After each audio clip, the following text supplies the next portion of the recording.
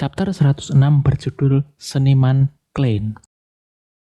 Lewat pukul 8 malam di meja makan, setelah makan malam, keluarga Moretti ngobrol dengan santai. Kalau ada waktu, Klein ingin mengajak saudara-saudaranya ini makan di restoran Bonaparte di Jalan Howe Street yang menurut surat kabar, biaya makan di sana per orang rata-rata adalah 1,5 pound. Melissa yang sangat ketat jika membicarakan tentang uang tentu saja kurang setuju dan menjawab dengan berkata, "Aku lebih suka masakanmu." Lalu Benson mengganti topik pembicaraan. Sup buntut tomat buatan Klein memang lezat, namun jika dimakan dengan roti gandum agak kurang pas. Klein setuju dan menjawab kalau memang sup buntut tomat akan lebih mantap jika dimakan dengan nasi. Seperti yang kita ketahui, Tingen yang terletak di utara tidak dianggap sebagai kota besar. Selain di beberapa restoran tertentu, sulit untuk menemukan nasi. Bagi Benson dan Melissa, makanan semacam ini hanya ada dalam deskripsi surat kabar dan buku pelajaran. Mendengar kata nasi, Melissa bertanya-tanya. Melihat ekspresi saudara perempuannya ini, Klein tertawa dan berkata, "Tunggu sampai kita tabung gaji 6 bulan lagi, dan kita akan mencari waktu untuk pergi berlibur di Teluk Daisy dan mencoba makanan lezat di sana." Teluk Daisy terletak di ujung selatan kerajaan Lone Kingdom, dan sepertiganya milik kerajaan Feyna Potter. Teluk itu memiliki banyak sinar matahari dan pemandangan yang indah, serta paella di sana sangat terkenal. Klein menjelaskan kalau dalam 3 bulan ia akan mendapatkan kenaikan gaji lagi.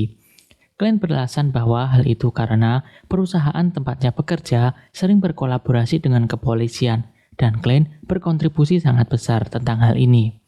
Klein juga mengatakan kalau suatu saat jika sewaktu-waktu Benson dan Melissa tak sengaja bertemu dengan Klein yang memakai seragam kepolisian, hal itu karena ia sedang berkolaborasi dengan polisi. Mendengar itu, Benson yang tak sempat merasakan bangku kuliah merasa kalau pendidikan memang sangatlah penting. Mulai sekarang, Benson ingin rajin belajar lagi, membaca buku-buku matematika dasar, buku grammar seperti saran Klein untuk bekal mencari pekerjaan dan pendapatan yang lebih layak.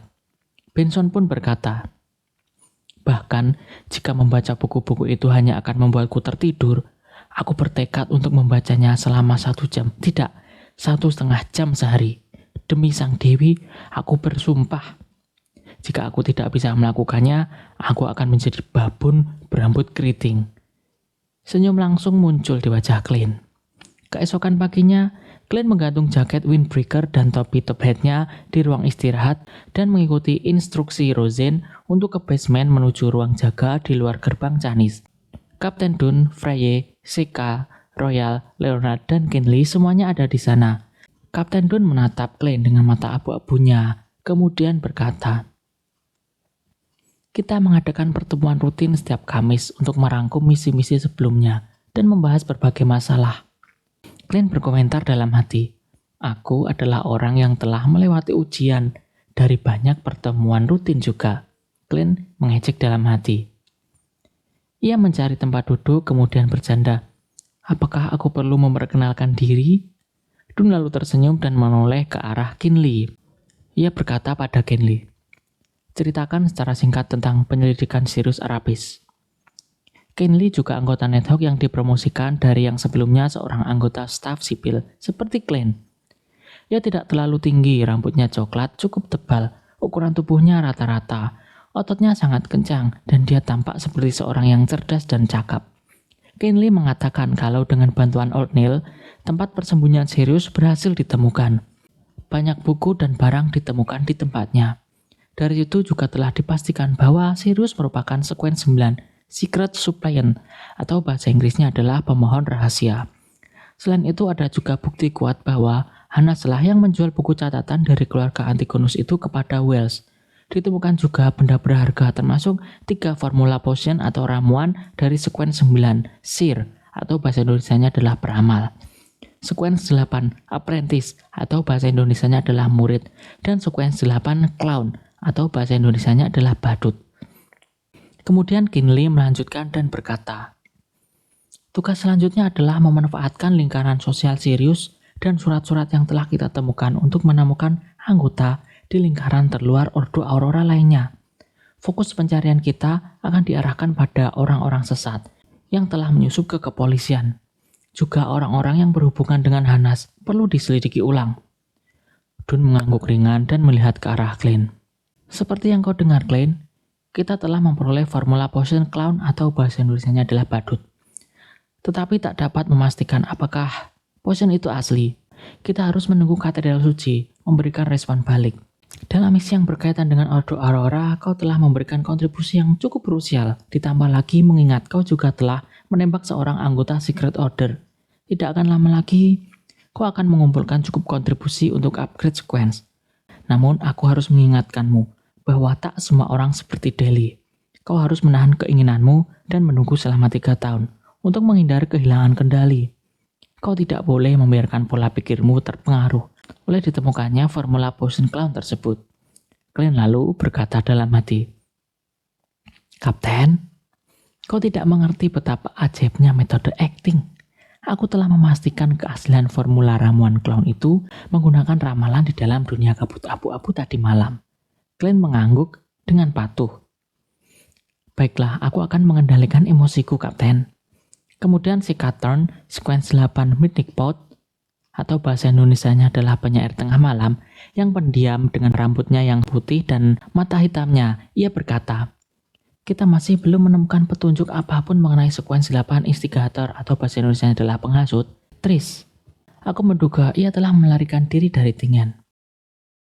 Jam 5 sore setelah Klein latihan bela diri, ia mandi sebentar dan menuju ke Jalan Basic Street nomor 27 menggunakan kendaraan umum kereta kuda. Ia tak melupakan tentang cerobong asap dalam mimpinya dan tentang seorang pria yang ia duga sebagai anggota dari psikologi alkemis yang tak sengaja Klein temui saat pria tersebut sedang membeli bahan-bahan untuk potion spektator atau bahasa Indonesianya adalah penonton di pasar bawah tanah atau pasar gelap. Tak akan pas menginvestigasi keduanya sebagai anggota Nighthawk. Maka dari itu Klein ke kantor perusahaan detektif swasta Henry. Ia menggunakan masker dan menurunkan bagian depan topi top hat-nya sehingga wajahnya tertutupi. Setelah mengetuk pintu yang setengah terbuka dan masuk, seorang pria memegang pipa rokok di tangannya dan memiliki rahang yang menonjol, alis yang tajam dan mata biru gelap sedang mengamatinya. Klein menutupi sebagian wajahnya dengan kerah windbreaker-nya yang ia naikkan. Detektif itu menanyakan apa yang bisa ia bantu. Klein pun menjawab dengan suara dalam. Ada 2 hal yang harus kupercayakan padamu. Berapa tarifmu? Detektif Henry mengalihkan pandangannya dan menunjuk ke arah sofa di area ruang tamu. Kemudian ia menjawab, itu tergantung pada tingkat kesulitan dan tugasnya. Kita bicara saja di sana. Klein mengikutinya ke area ruang tamu dan duduk di sofa satu dudukan. Ia tidak melepas windbreaker-nya dan tidak melepas topi dan maskernya. Ia sengaja membuat suaranya serak dan berkata, pertama, aku butuh bantuanmu untuk menemukan rumah dengan cerobong asap yang terlihat seperti ini, serta informasi tentang siapa pemilik dan penyewanya saat ini. Sambil berbicara, Klein mengeluarkan kertas yang terlipat rapi.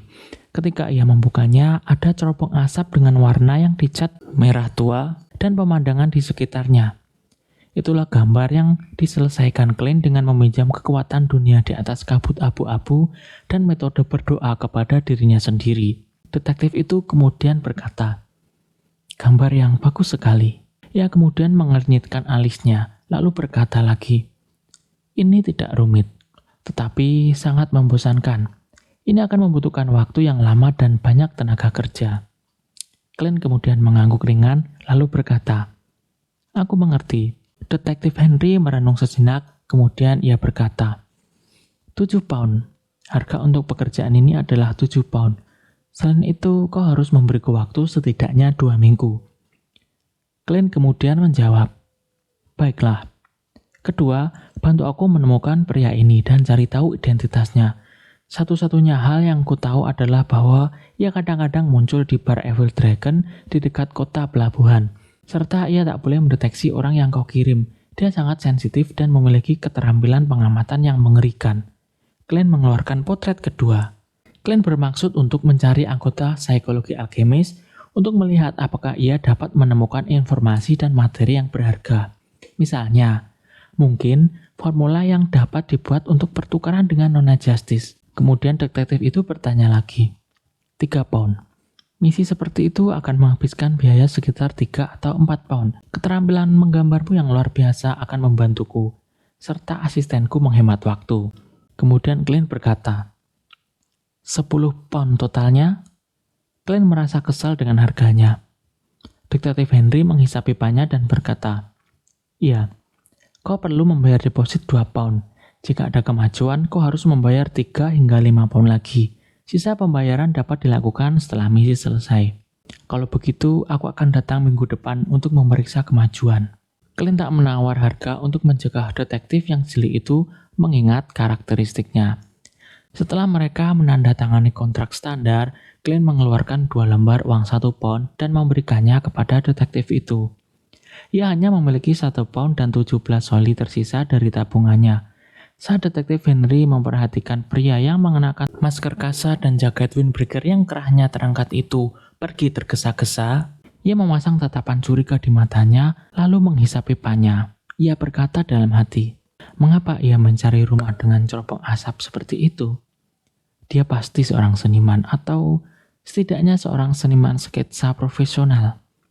Sore harinya di rumah mewah Viscount Clint. Audrey dengan pelayannya mengikuti tata krama bangsawan. Ia mengulurkan tangannya kepada tuan rumah. Audrey melihat Clint mengecup tangannya yang terulur tersebut. Viscount Clint berkata sambil merayu, kecantikanmu memperindah salonku. Clint pertama-tama memberikan pujian seperti biasa. Kemudian ia merendahkan suaranya dan berkata, wanita itu sudah ada di sini. Ia seorang beyonder dan juga seorang penulis. Selanjutnya kita masuk ke chapter 107 yang berjudul Force. Penulis? Audrey bertanya sambil mengamati reaksi Clint. Clint menegakkan tubuhnya dan tertawa kecil. Benar, aku yakin kau pernah membaca karyanya di masa lalu. Ia menulis buku Villa Pegunungan Stormwind yang populer selama 2 bulan terakhir. Audrey menjawab dengan senyum tipis. Aku menikmati buku itu, terutama tokoh Nona Sisi yang tenang. Dalam hati ia jijik dengan kemunafikannya ini yang pura-pura tersenyum namun hatinya tidak. Itu karena hobi terbarunya tidak ada hubungannya dengan novel. Jadi, ia telah berhenti membaca Villa Pegunungan Stormwind sebulan yang lalu. Kemajuannya berhenti di sepertiga. Sejak ia bergabung dengan klub tarot dan berkenalan dengan Tuan Full yang kuat dan menjadi beyonder sejati, ia telah membenamkan dirinya dalam pengetahuan mistisisme. Ia telah belajar secara sistematis tentang psikologi dan telah kehilangan minat pada kegiatan lain. Sambil tersenyum, Clint menuntun Audrey ke sebuah sofa di aula. Aku yakin Nona Forswell akan meninggalkan kesan yang baik padamu. Karena ia seperti Nona Sisi dari novel Villa Pegunungan Stormwind. Tenang, intelektual, dan malas. Juga Nona Audrey yang baik hati, apakah kau akan memainkan piano untuk kami nanti? Itu adalah pujian yang paling tinggi untuk sebuah novel dan sastra. Audrey menatap profil wajah samping Glenn. Ekspresi, nada, dan bahasa tubuhnya semuanya menyampaikan niatnya untuk memamerkan diri sendiri. Kemudian ia berkata dalam hati, dia ingin memanfaatkanku untuk pamer. Audrey mempertahankan senyum elegannya dan berkata, guru musikku, Tuan Venakel sang pianis, mengatakan bahwa standarku telah menurun akhir-akhir ini dan perlu lebih banyak latihan. Clint baru saja akan bertanya-tanya apa yang harus ia katakan, kemudian ia berkata, baiklah. Ia tiba-tiba melihat seorang wanita mengambil makanan penutup dari meja panjang. Clint berkata, Audrey, ini Nona Forswell, penulis Villa Pegunungan Stormwind. Audrey menoleh. Nona Forswell berusia sekitar 23 tahun dan tingginya 165 cm. Ia mengenakan gaun kuning pucat dengan rumbai-rumbai. Rambut coklatnya sedikit ikal. Ia menoleh dengan mata biru pucatnya, lalu Glenn memperkenalkannya sambil tersenyum. Audrey telah memperhatikan beberapa detail kecil dalam waktu kurang dari 3 detik pengamatan. Audrey kemudian berkata dalam hati, ada sedikit bekas kuning di jari-jari Nona Force. Ia suka rokok. Ada kapalan yang jelas di jari-jarinya di tempat yang ia gunakan untuk memegang pena. Sesuai dengan identitasnya sebagai seorang penulis. Gerakan lengannya menunjukkan bahwa ia memiliki kekuatan yang lumayan. Ini bukanlah kualitas yang bisa ditunjukkan dari seorang penulis, kecuali jika ia sangat suka berolahraga. Mungkin ia terlahir seperti ini, atau mungkin ia pernah menekuni pekerjaan lain di masa lalu. Mata dan emosinya cukup rileks, membuatku merasa bahwa ia sedang memandang rendah aku dan Glenn. Apakah ini keunggulan psikologis yang dimiliki oleh Beyonder atas manusia biasa? Jika Glenn kebetulan menemukan identitasnya sebagai Beyonder, maka wanita ini seharusnya merasa cemas dan gelisah, karena hal yang tidak diketahui selalu menimbulkan rasa takut. Ini menunjukkan bahwa ia adalah orang yang secara sukarela mendekati Glenn. Setelah mengetahui tentang hobi kami, ia pasti cukup yakin tentang apa yang akan terjadi selanjutnya. Mengapa seorang Beyonder mendekati Glenn? Apakah ia membutuhkan dukungan finansial atau bahan-bahan Beyonder yang disimpan di brankas kami? Atau mungkin ia membutuhkan bantuan untuk sesuatu? Glenn memperkenalkan Force pada Audrey. Nona, ini adalah Nona Audrey yang pernah aku sebutkan sebelumnya. Berlian paling berkilau di Backland. Ayahnya adalah Count Hall, bangsawan paling dipercaya oleh Yang Mulia Raja, sekaligus anggota kabinet yang sangat terhormat. Audrey kemudian memberi salam pada wanita itu. Selamat siang, Nona Force. Novel Villa Pegunungan Samhain masih berada di meja tempat tidurku hingga hari ini. Audrey mematuhi aturan kaum bangsawan dan membungkuk, namun ia menambahkan dalam hati. Itu karena aku belum selesai membacanya, bahkan setelah sebulan. Force membalas basa-basi itu dengan sederhana dan berkata, Selamat siang, Nona Audrey. Kecantikanmu sungguh meninggalkan kesan. Kurasa aku sudah punya ide untuk novelku berikutnya. Viscount Glenn bilang, kau punya bakat luar biasa dalam bermusik. Mereka hanya saling memuji karena mereka berada di depan umum. Setelah melihat Force terus berjalan menuju meja makan sambil mengincar kue krim, Audrey mengalihkan pandangannya dan menuju ruang tamu bersama Glenn. Ia mengingat detail yang baru saja dilihatnya dan mencoba mencari tahu motif wanita itu. Ia ingin mendapatkan keuntungan dalam percakapan selanjutnya.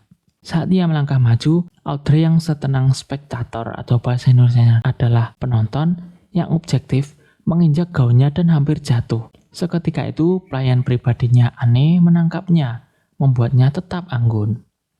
Nona, desain gaun ini yang unik membuat Anda tak bisa berjalan terlalu cepat. Anne mendekatkan tubuhnya ke telinga Audrey dan mengingatkannya dengan lembut. Aku tahu. Audrey mengangguk sebagai jawaban. Wajahnya memerah. Aku terlalu asik memperhatikan orang lain hingga lupa melihat kemana aku melangkahkan kaki. Audrey mengeluh dalam hati karena kesal. Audrey bertemu dengan banyak penulis, kritikus, dan musisi ternama lainnya di salon. Ia selalu mempertahankan senyumnya yang manis dan elegan. Akhirnya setelah otot-otot wajahnya mulai terasa nyeri, ia melihat sinyal dari Viscount Glenn. Ia menunggu beberapa menit dan memberi alasan bahwa ia perlu ke kamar mandi. Ia mengangkat gaunnya dan berdiri perlahan untuk meninggalkan salon. Setelah memastikan tidak ada yang membuntutinya, ia berjalan menuju ruang belajar di lantai pertama dan memberitahu pelayannya Anne.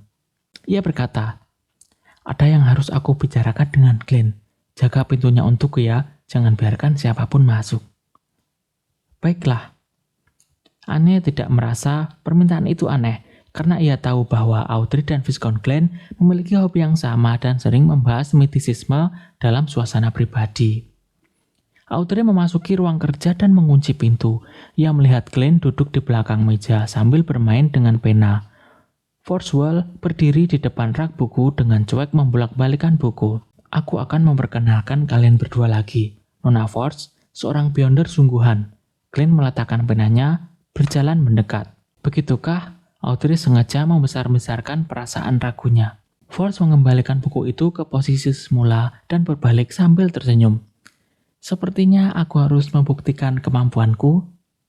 Ia berjalan ke pintu dan mengulurkan telapak tangan kanannya, meraih gagang pintu. Tiba-tiba, pandangan Audrey kabur, seolah-olah ia menyaksikan Nona Force berubah menjadi tak berwujud, lalu ia melewati pintu.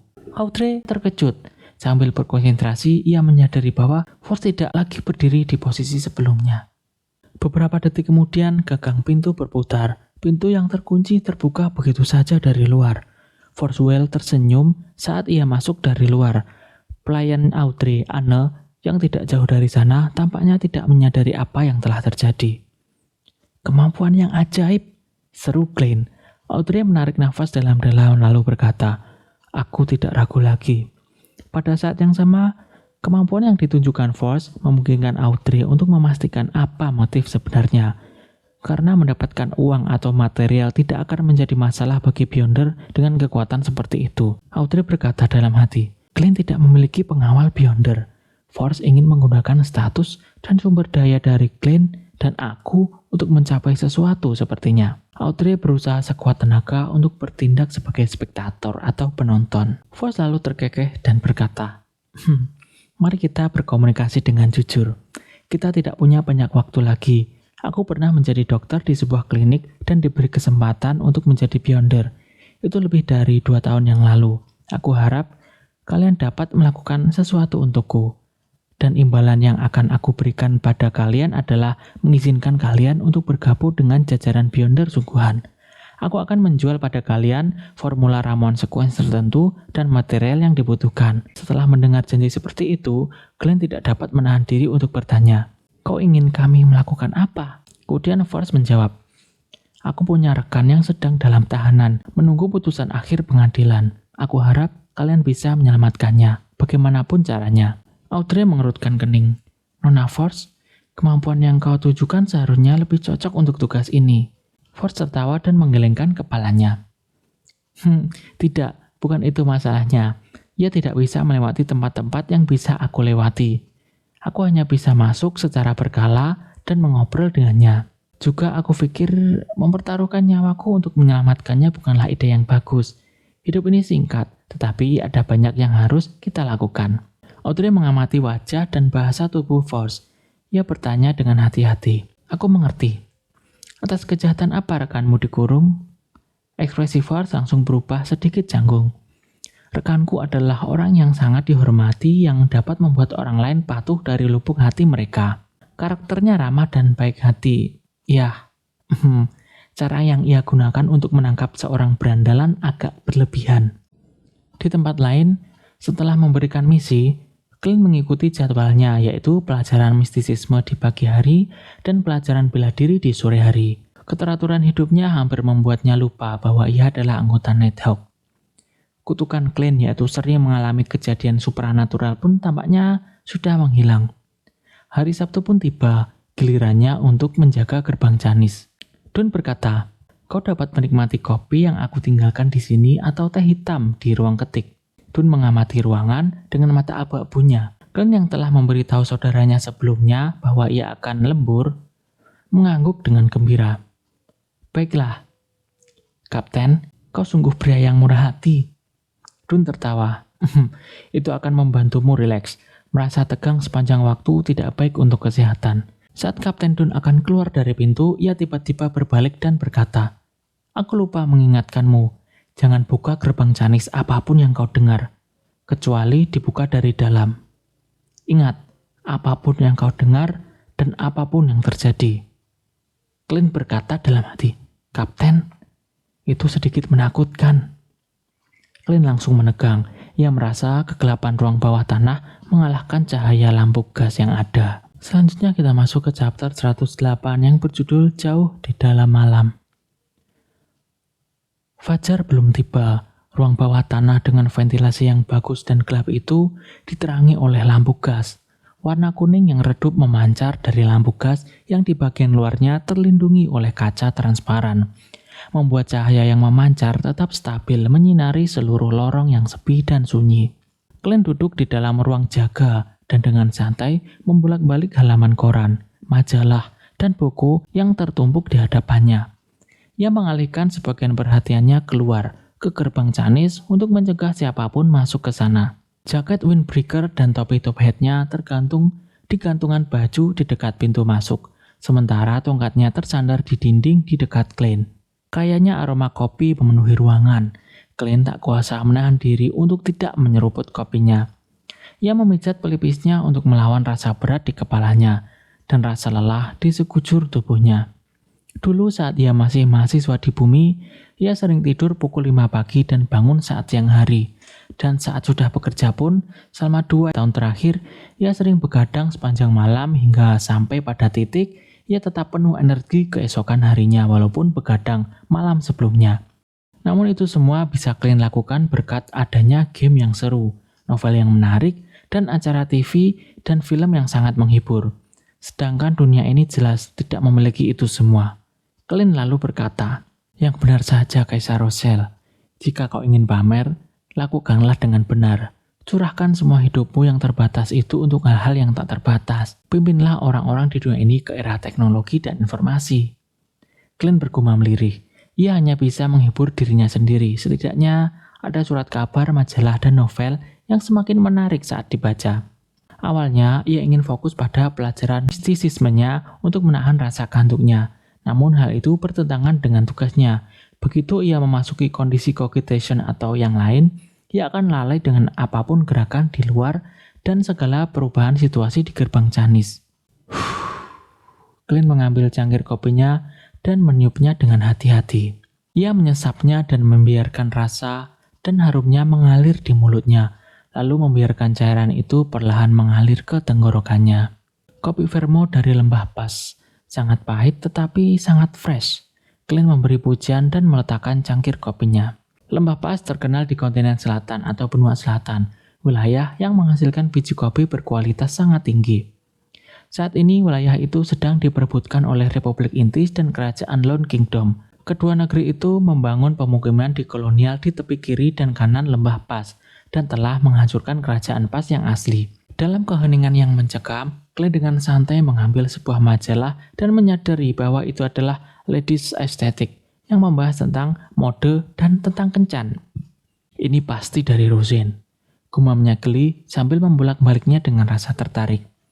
Mungkin karena kemajuan teknologi kamera yang sangat cepat dalam waktu 1 dekade terakhir, majalah itu tidak hanya menggunakan banyak ilustrasi, tetapi juga menggunakan gambar monokrom sebagai kontennya. Seperti halnya surat kabar. Mereka dengan modis mengundang para aktor drama dan musikal terkenal untuk menjadi model, style, dan paduan outfit yang populer.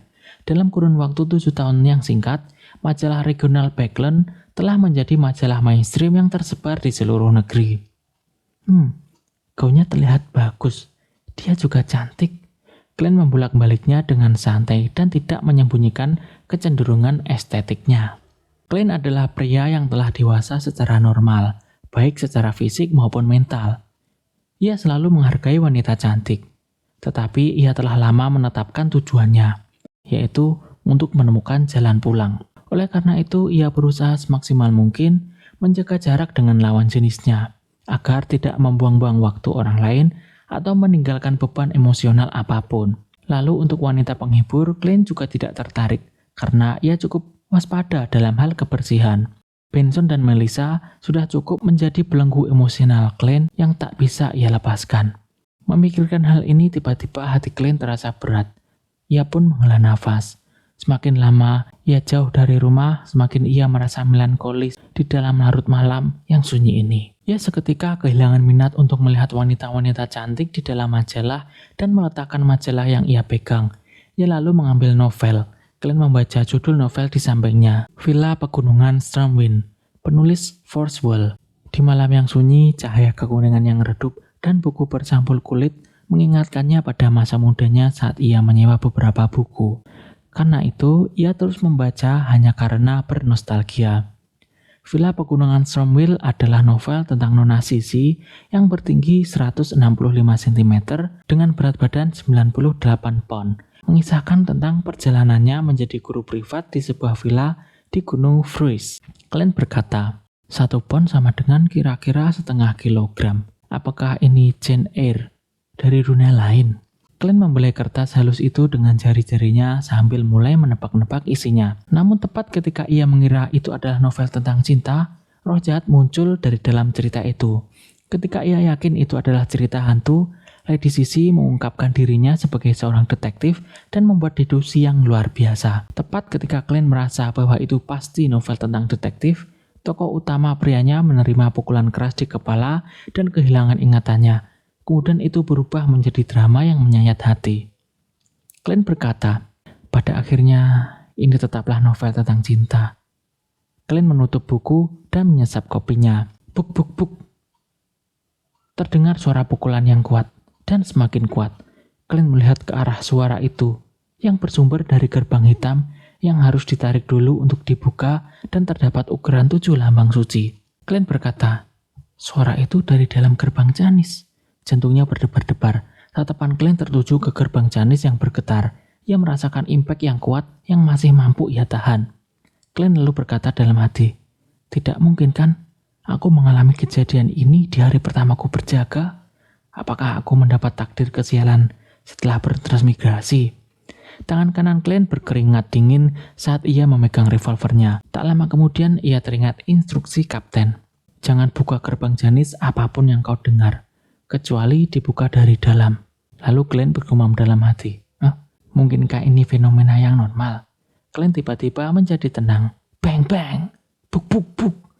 Keributan di balik gerbang Canis semakin intens, tetapi gerbang logam hitam yang berat itu hanya bergetar. Selebihnya tidak ada tanda-tanda yang tak biasa. Ini normal.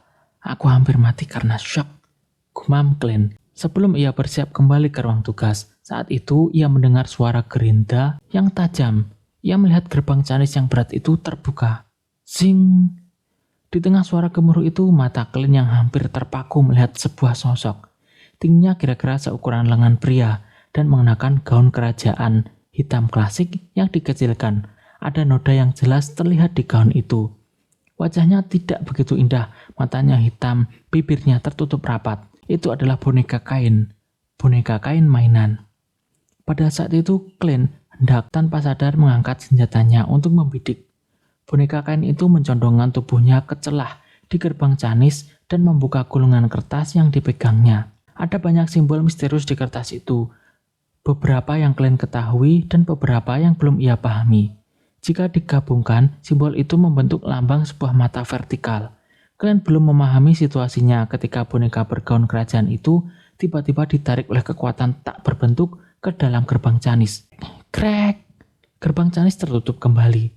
Tanpa suara ketukan apapun ataupun dentuman lagi. Ruang bawah tanah kembali tenang dan sunyi seolah-olah tak terjadi apa-apa. Aku harus memberitahu kapten bahwa gerbang Canis dibuka dari dalam. Tapi gerbang itu tertutup sendiri. Pada saat itu Clint kembali merasa waspada, takut dan ragu. Beberapa detik kemudian ia teringat apa sebenarnya boneka kain itu. Karena ia adalah anggota resmi Nighthawk, ia diberi izin untuk mengetahui tentang artefak tingkat 3 yang disegel di balik gerbang Canis. Nomor 0625. Nama boneka kain kesialan. Tingkat bahaya 3. Sangat berbahaya, harus digunakan dengan hati-hati. Hanya dapat digunakan untuk operasi yang membutuhkan 3 orang atau lebih.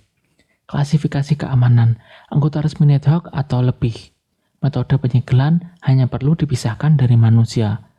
Deskripsi, boneka kain itu menggunakan gaun kerajaan yang populer sekitar tahun 1300-an. Gaun itu memiliki noda yang hampir mustahil dihilangkan. Belum diketahui apakah noda itu sudah ada sejak awal. Dalam beberapa kasus tragis krisis keuangan keluarga yang tercatat di Tingen, polisi menyadari selalu ada boneka itu di TKP dan selalu diletakkan di kamar tidur anak-anak, di meja di samping tempat tidur. Beberapa Nighthawk menerima permintaan penyelidikan dan memulai penyelidikan terhadap boneka itu. Evaluasi awal menyimpulkan bahwa boneka itu membawa kemalangan, menyebabkan orang-orang di sekitarnya menjadi tidak beruntung dan menemukan diri mereka dalam bahaya. Akhirnya, mereka akan mati satu demi satu. Hanya butuh waktu 2 minggu bagi para korban untuk mencapai ambang kebangkrutan. Boneka itu tidak dilengkapi dengan kemampuan untuk hidup. Boneka itu tidak memiliki kecenderungan untuk lolos dari segel. Melalui periode percobaan yang panjang, kami menemukan bahwa selama seseorang tidak berada dalam jarak 10 meter darinya selama lebih dari setengah jam sehari, orang tersebut tidak akan ternoda oleh kemalangan. Jika kemalangan sudah menimpa ke seseorang, maka orang tersebut akan malang terus sampai kemalangan tersebut dilimpahkan kepada orang lain. Lampiran, boneka tersebut pertama kali muncul di rumah seorang wanita tua bernama Tess yang tinggal di Lower Street, Iron Cross Street. Ia adalah seorang pembuat mainan. Karena usia tua dan penyakit parah suaminya, dengan kedua anaknya yang meninggal lebih awal, ia tidak punya pilihan selain pindah ke Lower Street, Ironcrest Street. Ini adalah mainan terakhir yang dijual. Dia menukar boneka itu dengan racun hemlock dan mengakhiri hidupnya dan suaminya setelah kelaparan selama lebih dari 3 hari. Saat Glenn mengingat informasi tentang artefak yang disegel nomor 3-0625 ini, ia merasa semakin ngeri. Ia lalu bergumam dalam hati, bukankah dikatakan bahwa boneka itu tidak dilengkapi dengan kemampuan untuk hidup? Bukankah dikatakan bahwa ia tidak memiliki kecenderungan untuk lolos dari segel? Lalu apa yang baru saja kulihat? Apa yang menariknya masuk kembali? Simbol yang digambar di kertas yang dibukanya? Apa artinya? Adegan tadi seperti bagaimana seorang pembunuh psikopat berurusan dengan korbannya. Saat korbannya membuka gerbang dengan keras dan berteriak minta tolong dengan putus asa, namun ditarik lagi ke dalam. Sementara pikiran-pikiran ini membanjiri Glenn memutuskan untuk tidak membuat keputusan sendiri. Ia kembali ke ruang jaga dan menarik tali. Tali itu mengencang, roda gigi berputar dan tiba-tiba ada nada dering yang berdering di lantai 2 perusahaan keamanan Blackthorn. Leonard Mitchell dan Sleepless lainnya yang sedang bermain kartu di ruang hiburan segera meletakkan kartu poker mereka dan berlari ke ruang bawah tanah.